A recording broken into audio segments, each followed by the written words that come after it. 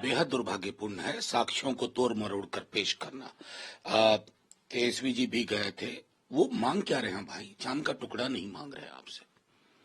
Evidence है कि कई जगह 50 मिनट 45 मिनट लेट से परीक्षा ली गई, लेकिन वक्त पर कॉपी ले ली गई। क्या यह अन्याय नहीं है?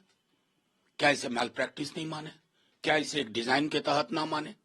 वो शांतिपूर्ण तरीके से गर्दनी बाग में बैठे हुए, और आप जाकर के इस प्रकार लाठीचार्ज कर रहे हैं जैसे सरहद पर वो दुश्मन नहीं है आपके।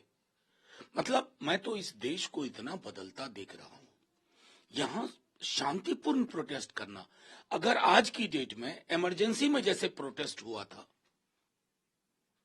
स्वीकार करेगा ये निजाम? और बिहार के बारे में लगातार नेता प्रतिपक्ष कह रहे हैं, सरकार चला कौन रहा है? क्या बीजेपी ने प्रॉक्सी तरीके से वहां कंट्रोल कर लिया है अधिकारियों के माध्यम से, दैट टू सेवानिवृत्त अधिकारियों के माध्यम से, जिनके लिए बर्बर लाठीचार्ज एसओपी का हिस्सा हो गया है? मैं समझता हूं थोड़ा सावधानी से सरकार को इन संवेदनशील मुद्दों पर, छात्रों की मांग पर विचार करिए और इस प्रकार की हरकतों से बाज आइए, नहीं तो ये ठंडा नहीं होने जा रहा अगर आप गलतफहमी में। लालू जी के जंगल राज को नहीं देखा है। नीतीश कुमार ने राज्य के विकास के लिए बहुत कुछ किया। नवीन पटनायक ने उड़ीसा की वर्षों तक सेवा की है, और ऐसे लोगों को तो भारत रत्न जैसे नहीं, बिल्कुल मुझे तो पता लग रहा है कुछ केमिकल लोचा हो गया है गिरिराज सिंह जी का। आप लोग तो पत्रकार हैं, इतना कवर करते हैं, कुछ पुराने बयान भी उनको याद दिला देते, कुछ पुराने बयान याद दिला देते तो गिरिराज सिंह जी को लगता कि इतना विरोधाभास उचित नहीं है राजनीति में। बहरहाल गिरिराज जी को मैं एक अलग नजरिए से देखता हूं। उनका मंत्रालय है झटका हलाल इंडिया पाकिस्तान, उनको उसी मंत्रालय में वो जूझते रहे, और बीजेपी के अंदर जो कंपटीशन उस मंत्रालय के लिए चल रहा है उसके लिए उनको शुभकामनाएं। जितने भी हिंदू मंदिर है उसको गवर्नमेंट के दायरे से बाहर करे, गवर्नमेंट अब उसको कंट्रोल ना करे, और इसका लेकर नेशन वाइड मूवमेंट भी शुरू करने जा रहे हैं। कहाँ मूवमेंट शुरू कर रहे हैं? कौन है? क्या है ये संस्था? आप अपने दायरे से बाहर जा रहे हैं। आपका दायरा क्या है? अपना ही दायरा पढ़िए जो आपने लिखित में रखा हुआ है, उस दायरे में सोचिए। इस देश को बर्बाद मत करिए। हम बहुत 25-30 साल अपने प्रोडक्टिव जीवन का ये देश मंदिर, मस्जिद, गिरजा, गुरुद्वारा में खर्च कर चुका है। आ जाओ भाई, कहां ले जा रहे हो देश को? अड़ोस पड़ोस की तब चिंता करोगे। अरे बहुत बड़े डेमोक्रेटिक देश है, लेकिन डेमोक्रेटिक मुल्क की, देश की एक जुबान होनी चाहिए साझे अस्तित्व की। क्या कर रहे हो? किसके खिलाफ? सरकार किसकी है? क्या बात कर रहे हैं?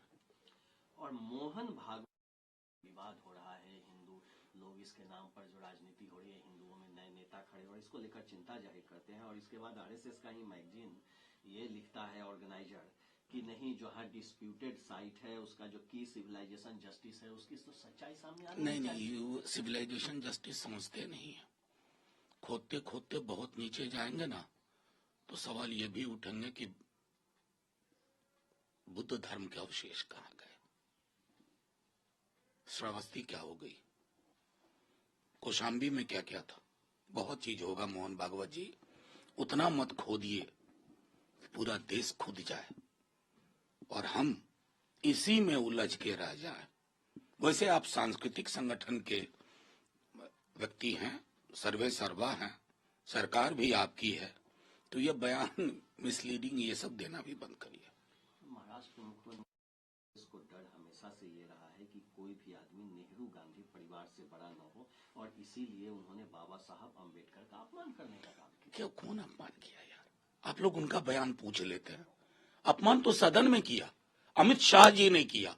अंबेडकर अंबेडकर अंबेडकर अंबेडकर अंबेडकर अंबेडकर अंबेडकर, 7 हो गए ना, 7 बार बोला। इतना नाम भगवान का लोगे तो स्वर्ग 7 जन्म तक मिलता। अंबेडकर तो इस धरती पर स्वर्ग बनाने की बात कर रहे थे। लड़ाई मुश्किल जरूर है, स्वर्ग यहीं बनेगा। ऊपर वाला स्वर्ग नरक में अपनी सीट बुकिंग करवाते रहे बीजेपी के लोग। और आम आदमी पार्टी के बीच आम आदमी पार्टी ने दावा किया कि परवेश वर्मा 1100 रुपया कैश बांट रहे हैं। परवेश वर्मा ने कहा कि देखिए, हम ऐसा नहीं कर रहे हैं, लेकिन हमारा संगठन है जो एनजीओ है, उसके जरिए राष्ट्रीय स्वाभिमान संगठन के जरिए हम लोगों की गरीब महिलाओं की इससे पहले कितनी गरीब महिलाओं की मदद की है? कुछ विजुअल्स पुराने दिखा दे। या मदद की पूरी ये रवायत चुनाव के दौरान शुरू होती है।